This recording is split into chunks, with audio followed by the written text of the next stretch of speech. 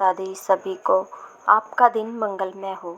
आज हम आपके लिए लेकर आई हैं नवरात्रि में चौथे दिन की कथा, माँ कूष्मांडा की कथा।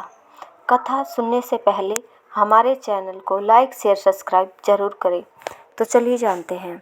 माँ दुर्गा के चौथे स्वरूप का नाम माँ कूष्मांडा है। अपनी मंद हल्की हंसी द्वारा अंड अर्थात ब्रह्मांड को उत्पन्न करने के कारण इन्हें कूष्मांडा देवी के नाम से अभिहित किया गया है। नवरात्र पूजन के चौथे दिन कूष्मांडा देवी के स्वरूप की उपासना की जाती है। इस दिन साधक का मन अनाहत चक्र में अवस्थित होता है, अतः पवित्र मन से पूजा उपासना के कार्य में लगना चाहिए। माँ की उपासना मनुष्य को सहज भाव से भवसागर से पार उतारने के लिए सर्वाधिक सुगम और श्रेयस्कर मार्ग है। माँ कूष्मांडा की उपासना मनुष्य को आदियों व्याधियों से सर्वथा विमुक्त करके उसे सुख समृद्धि और उन्नति की ओर ले जाने वाली है। अतः अपनी अलौकिक परालौकिक उन्नति चाहने वाले को इसकी उपासना में सदैव तत्पर रहना चाहिए। ऋषि बोले, प्राचीन समय में शुंभ निशुंभ दोनों असुरों ने बल के मद में आकर इंद्र की त्रिलोकी राज्य और योगों के भाग छीन लिए। उन्हीं दोनों ने सूर्य, चंद्रमा, कुबेर और वरुण का अधिकार पा लिया। वायु एवं अग्नि का काम भी वे ही करने लगे। देवताओं को तो अपमानित, पराजित एवं राज्य भ्रष्ट करके स्वर्ग से निकाल दिया गया। जिनके अधिकार उन दोनों असुरों ने छीन लिए थे, वे सभी पराजित देवता अपराजिता देवी का स्मरण करने लगे कि उस देवी ने तो हमें वर दिया हुआ है कि आपातकाल में मेरा स्मरण करने पर तुम्हारे महान संकट तत्क्षण में दूर कर दूंगी। यही वरदान विचार कर पर्वतराज हिमालय के पास भी देवता पहुँचे। वहाँ भगवती की स्तुति करते हुए देवता बोले, देवी एवं महादेवी को नमस्कार। नित्य स्वरूपा गौरी एवं धात्री को नमो नमः। प्रणाम करने वालों को उन्नति करने वाली सिद्धि स्वरूपा को नमस्कार हो। दैत्यों की लक्ष्मी, राज्य लक्ष्मी, शिव शंकर पत्नी माता जी को नमो नमः हो। दुर्गा, संकट के पार कराने वाली दुर्गा, पारा सार रूपा सारा, सर्वकारिणी ख्याति कृष्णा धूम्रा देवी को निरंतर नमस्कार हो। अत्यंत सुंदर एवं अत्यंत भयंकर रूप उस देवी को बार बार प्रणाम हो। जगत की प्रतिष्ठा रूप करती देवी को नमो नमः हो। जो देवी सभी प्राणियों में चेतना कही जाती हो, उसे बार बार नमस्कार हो। जो देवी सभी प्राणियों में चेतना की जाती है, उसे बार बार नमस्कार हो। जो देवी सभी प्राणियों में निद्रा रूप से कही गई, उसे बार बार नमस्कार हो। जो देवी सभी प्राणियों में निद्रा रूप से कही गई है, उसे नमस्कार है, उसे बार बार नमस्कार हो। जो देवी प्राणियों में समा शक्ति तथा तृष्णा रूप में स्थित है, उसे नमस्कार हो, उसे बार बार नमस्कार हो। जो देवी सभी प्राणियों में कांति रूप में स्थित है, उसे बार बार नमस्कार हो। जो देवी सभी प्राणियों में भ्रांति क्रांति और जो लक्ष्मी रूप में स्थित है, उसको नमस्कार हो, उसको बार बार नमस्कार हो। जो देवी समस्त इंद्रियों तथा संपूर्ण जीव मात्र की अधिष्ठात्री है, उसे समस्त जीव मात्र में निरंतर व्यापित रहती है, उसको बार बार नमस्कार है। जो देवी इस सारे जगत में व्याप्त होकर चैतन्य रूप में स्थित है, उसे नमस्कार है, उसे बार बार नमस्कार हो। प्राचीन काल में अपने मनोरथों की सिद्धि के लिए देवताओं ने जिस देवी की स्तुति की, इसी प्रकार कई दिनों तक सूरपति इंद्र जिनकी सेवा करता रहा, वह मंगला रूप परमेश्वरी हमारा मंगल एवं कल्याण करे और हमारी आपत्तियां दूर करे। दुष्ट दैत्यों ने संतापित हम संपूर्ण देवता जिस भक्ति ईश्वरी को नमस्कार कर रहे हैं और भक्ति पूर्वक नम्रता के स्वरूप मनुष्य द्वारा स्मरण किए जाने पर उनकी विपत्तियों का नाश कर देती है, वह हमारी भी सभी विपत्तियों को दूर करे। ऋषि बोले, हे राजन, सभी देवता जब इस प्रकार भगवती की स्तुति कर रहे थे, उस समय श्री गंगा जी के जल में स्नान करने के लिए श्री पार्वती जी आई। उस समय सुंदर बाहों वाली पार्वती जी ने देवताओं से पूछा कि तुम लोग किसकी स्तुति कर रहे हो। तब उनके शरीर कोष से प्रकट होकर शिवा बोली, ये देवता तो शुंभ दैत्य से स्थायी हुए एवं संग्राम में निशुंभ से पराजित हुए हैं, मिलकर मेरी ही स्तुति कर रहे हैं। श्री पार्वती के शरीर कोष से श्री अंबिका जी का प्रकाट्य हुआ, इसी कारण सारे संसार में कौशिकी के नाम से प्रसिद्ध है।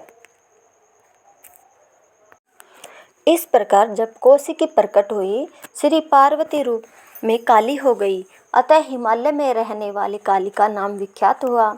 उसके अनंतर शुंभ निशुंभ के सेवक चंड तथा मुंड ने वहां आकर उस अंबिका देवी को देखा, जो उस समय परम सुंदर रूप धारण कर रही थी। उन दोनों ने शुंभ दैत्य को आकर कहा कि हिमालय को अपनी क्रांति से प्रकाशित करती हुई परम सुंदर स्त्री वहां बैठी है।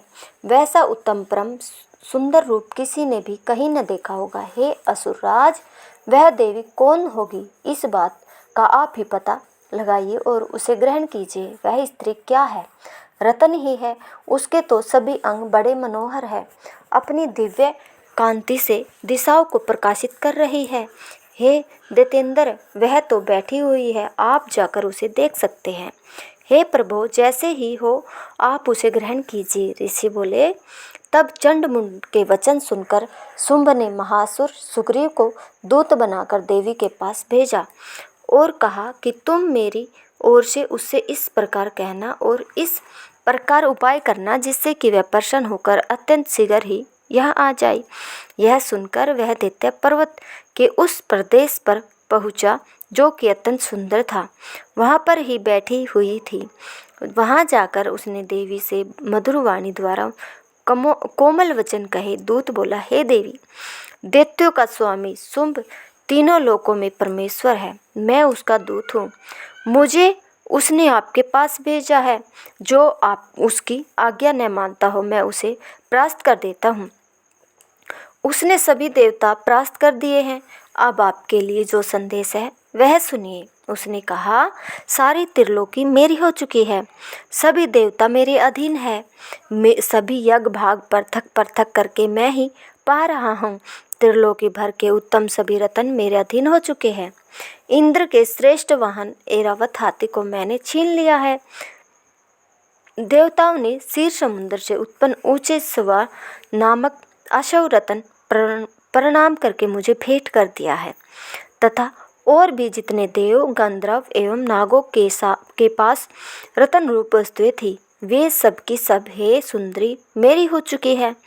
हे देवी, अब हम तुमको स्त्रियों की रत्न मान रहे हैं, इस कारण अब आपको भी हमारे पास आ जाना चाहिए, क्योंकि हम तो रत्नों के भोक्ता हैं। अब तुम्हारी इच्छा है कि मुझे अथवा मेरे पराक्रमी भ्राता निशुंभ को, इन दोनों में से किसी को वर लो, रत्न रूप हो। मेरे साथ विवाह कर लेने से तुम्हें अतुल ऐश्वर्य प्राप्त हो जाएगा। यह अपनी बुद्धि के द्वारा सोच लो, फिर मेरे साथ विवाह कर लो। ऋषि बोले, जब इस प्रकार दूत ने देवी से कहा, तब वह जगत को धारण करने वाली भगवती देवी जी गंभीर होकर मंद मुस्कान करके बोली, हे दूत, तुमने जो कुछ कहा वह सत्य है, मिथ्या कुछ भी नहीं है। इसमें संदेह नहीं कि शुंभ त्रिलोकी का स्वामी है और निशुंभ भी वैसा ही है, किंतु मैंने प्रतिज्ञा की हुई है, उसे किस प्रकार से मिथ्या करूं। प्रतिज्ञा इस प्रकार है कि जो मुझे युद्ध में जीत ले एवं मेरा अभिमान तोड़ दे और संसार में मेरे समान बलधारी हो, वह मेरा भर्ता हो सकता है। शुंभ आए अथवा महासुर निशुंभ आ जाए, मुझे जीतकर मेरा शीघ्रता से पाणी ग्रहण करे। दूत बोला, हे देवी, तुम्हें अभिमान है जो इस प्रकार की बातें मेरे सामने कर रही हो। भला कहीं त्रिलोकी में ऐसा कौन सा पुरुष है जो शुंभ निशुंभ का सामना कर सके। सारे देवता तो दूसरे दैत्यों का सामना भी नहीं कर सकते।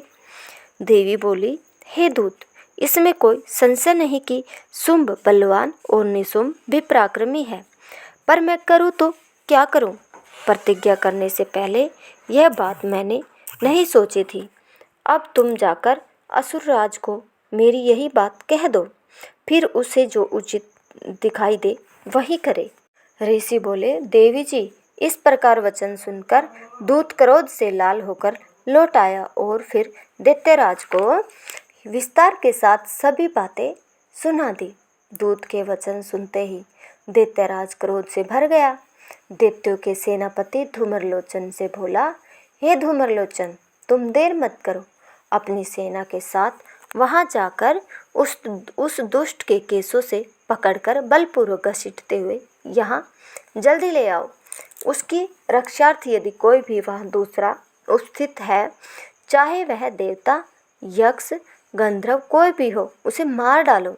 ऋषि बोले, आज्ञा पाते ही वह धूम्रलोचन दैत्य 60,000 असुरों की सेना लेकर शीघ्र चल पड़ा। वहां पहुंचकर उसने हिमालय पर विराजमान देवी को देखा और ऊंची आवाज में बोला, अरे तो शुंभ निशुंभ के पास चल। यदि अभी भी प्रसन्नता पूर्वक मेरे स्वामी के पास नहीं चलेगी तो स्मरण रख, तुझे बालों से पकड़कर घसीटते हुए बलपूर्वक मैं ले जाऊंगा। देवी बोली, इसमें संशय नहीं कि तुम्हें दैत्येश्वर ने भेजा है। तुम स्वयं भी बलवान हो, बड़ी भारी सेना भी साथ लेकर आए हो। इस प्रकार की दशा में मुझे बलपूर्वक ले जाओ तो मैं तुम्हारा क्या कर सकती हूँ। ऋषि बोले, जब इस प्रकार का उसे उत्तर मिला तो धूम्रलोचन असुर देवी की ओर दौड़ा। तब तो देवी अंबिका जी ने हुंकार के शब्द से उसे भस्म कर दिया। फिर तो असुरों की क्रोध में आई बड़ी सेना तथा अंबिका जी ने एक दूसरे की तीक्ष्ण बाण शक्तियां, फरसे आदि बरसाने प्रारंभ कर दिए। इधर देवी जी का वाहन सिंह भी कुति होकर भयंकर नाद करता हुआ अपने बाल झटकाता हुआ असुरों की सेना पर उछल पड़ा। उस सिंह ने कुछ असुरों को पंजों की मार से एवं कुछ को अपने जबड़ों से तथा कई एक महासुरों को नीचे पटक कर दांतों व दांडों से विदीर्ण करके मार डाला। कितने एक दैत्यों के केसरी ने नाखूनों से पेट फाड़ डाले, कितने दैत्यों को तल प्रहार कर उनसे सिर धड़ से पृथक कर डाले और अन्यों की भुजाएं, सिर आदि छिन्न भिन्न कर दी। कितनों के पेट फाड़ फाड़ कर गले के बाल फटकारते हुए सिंह ने रुद्रपान किया। अत्यंत कुपित हुए देवी जी के वाहन बलवान सिंह ने क्षण भर में दैत्यों की सेना सह कर दिया। देवी जी ने उस असुर धूम्रलोचन को मार डाला। देवी जी के वाहन सिंह ने भी सारी सेना का सह कर दिया। शुंभ ने जब यह सुना तो उसके क्रोध का पारा चढ़ गया और उसके होठ कांपने लगे। झट शुंभ ने चंड तथा मुंड दोनों दैत्यों को आज्ञा दी, हे चंड तथा मुंड, तुम दोनों बड़ी भारी सेना लेकर वहां पहुंचो, उसे जल्दी से यहाँ लाओ, उसे सेना लेकर खींचकर या बांधकर ले आओ। यदि इस प्रकार लाने में तुम लोगों को संशय हो तो युद्ध करो। सभी प्रकार के अस्त्र शस्त्र के सारे असुर मिलकर उसे मार डालो। उस दुष्ट के मर जाने एवं सिंह के भी मारे जाने पर जिस दिशा में भी अंबिका पड़ी हो, उसे बांधकर अपने साथ लेकर शीघ्र आ जाओ। अगर आपको हमारी यह कथा पसंद आई हो तो प्लीज़ हमारे चैनल को लाइक शेयर सब्सक्राइब ज़रूर करें। धन्यवाद।